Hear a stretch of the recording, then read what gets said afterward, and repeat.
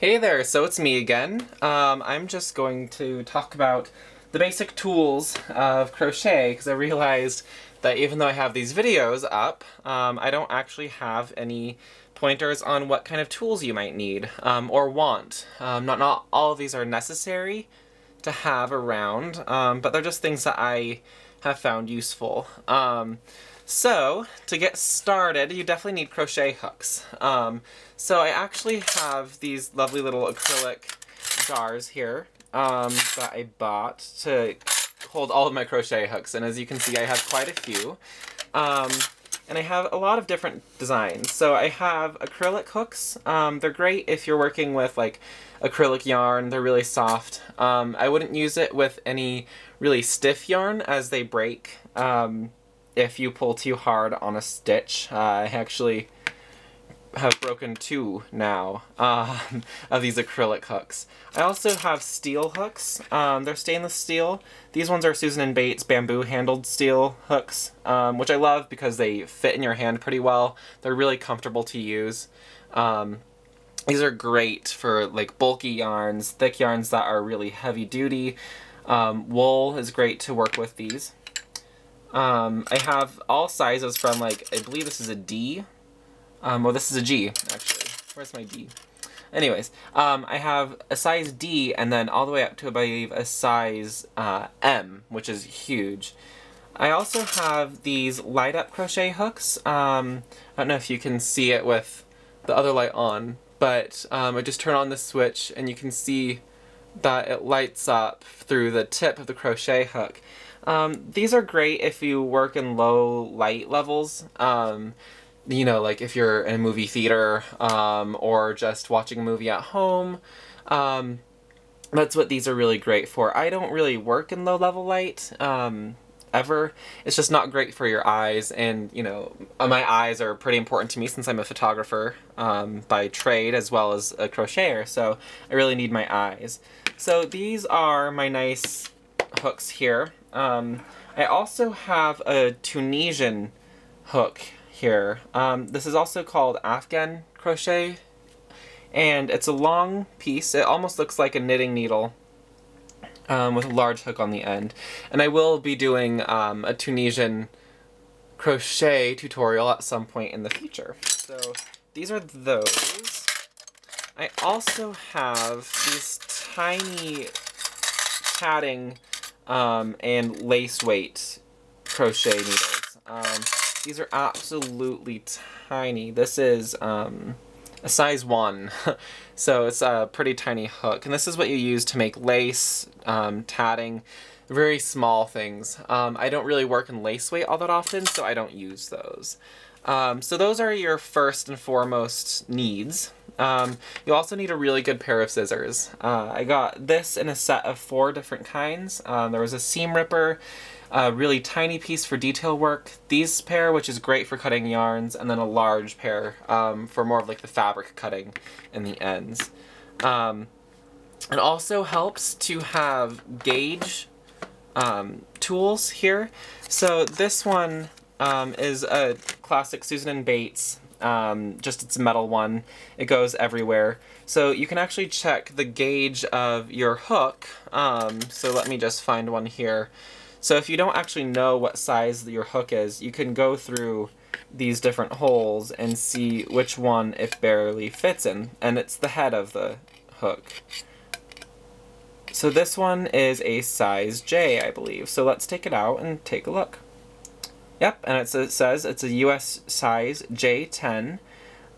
You can also correspond this with knitting needle sizes. So if you want to knit a rib around a hat to make it really stretchy or something, you can look and it'll say, so this is a size J hook. Well, it's a number 10 knitting needle that you would need to use. And if you're over in the UK or somewhere that's not America, it gives you millimeter sizes as well, which a lot of UK sizes will show you.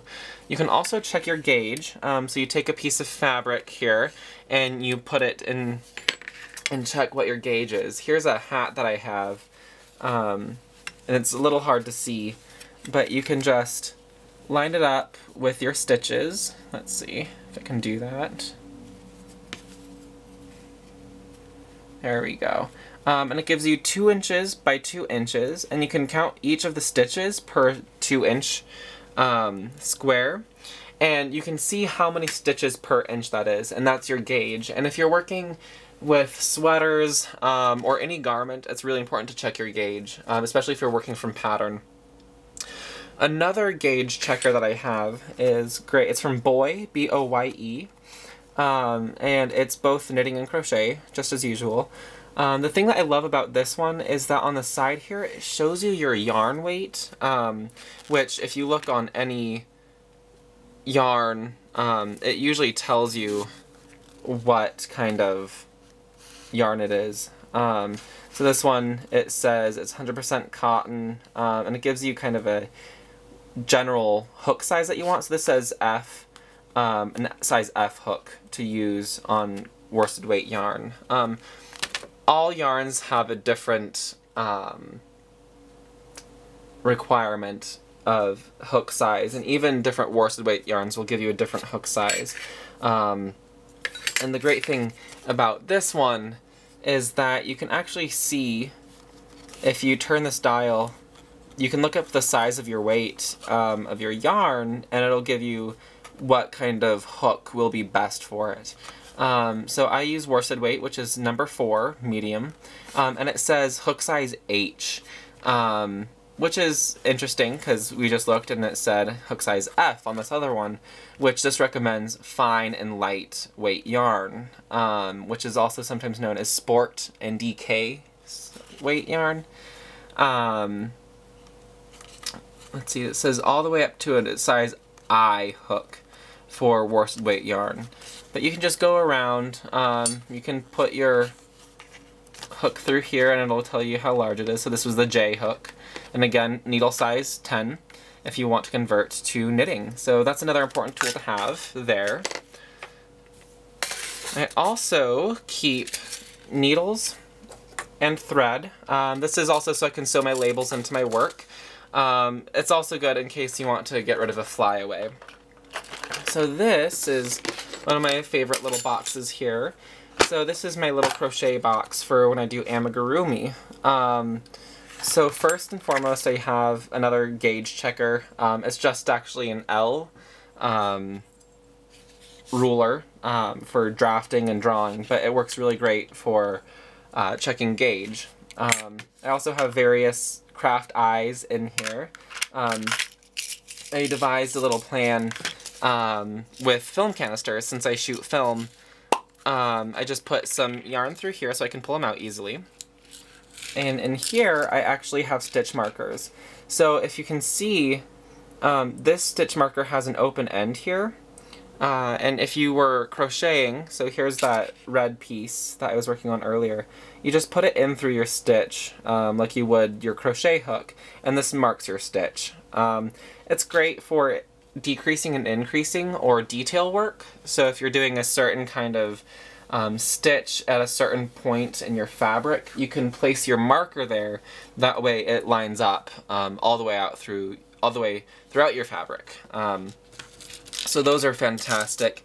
You can get all of these supplies at any craft store. I go to Joann's just because it's close to where I live, but you can find them at Michael's. You can probably even find them at Walmart right now. I know that they have a pretty decent craft area. I also usually have a flexible tape measure, which I don't have right now, and I'm not sure where it is, but I'll find it sometime. I also use tapestry needles. This helps weave in ends.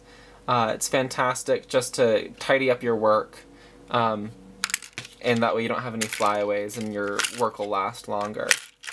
This is for knitting, but they're little hooks. I also keep buttons in some of these.